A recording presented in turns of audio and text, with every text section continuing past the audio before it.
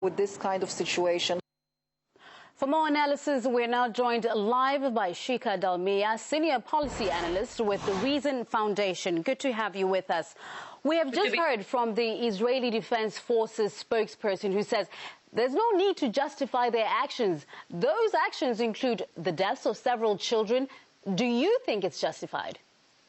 Well, there is going to be overheated rhetoric on both sides. The situation is kind of intolerable for, both the Palestinians in Gaza as well as Israelis. The problem right now is that there is really no entity in the Palestinian areas that is governing.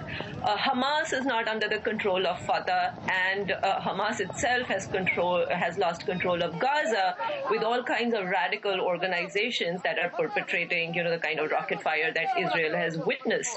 Now, all of that is, of course, due to the fact that the Palestinian economy is in shambles, partly because of an Israeli blockade from a very long time. So there's a great deal of radicalization and disenchantment, in the Gaza Strip.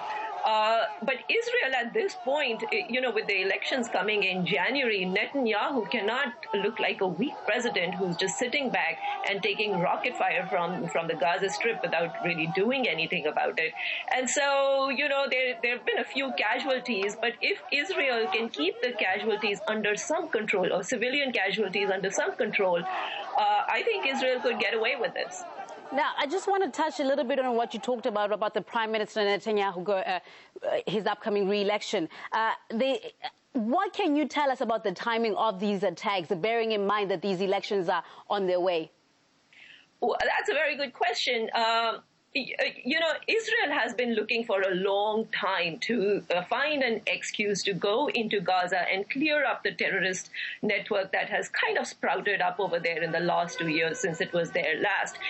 And the rocket fire from the Palestinian areas has given it, a clear excuse to do that. And it could have done it in any time it wanted. I mean, I don't think it's a coincidence that it is kind of tied to the January elections. But, Israel would have done it sooner or later, I believe. What about Egypt? If it opens the Rafah border crossing, then militants could enter Gaza. Does this conflict have, the capacity to grow into a full-scale war involving more multiple participants? One reason I think that Israel chose to go in now is because the situation in its neighboring countries is kind of spinning out of control.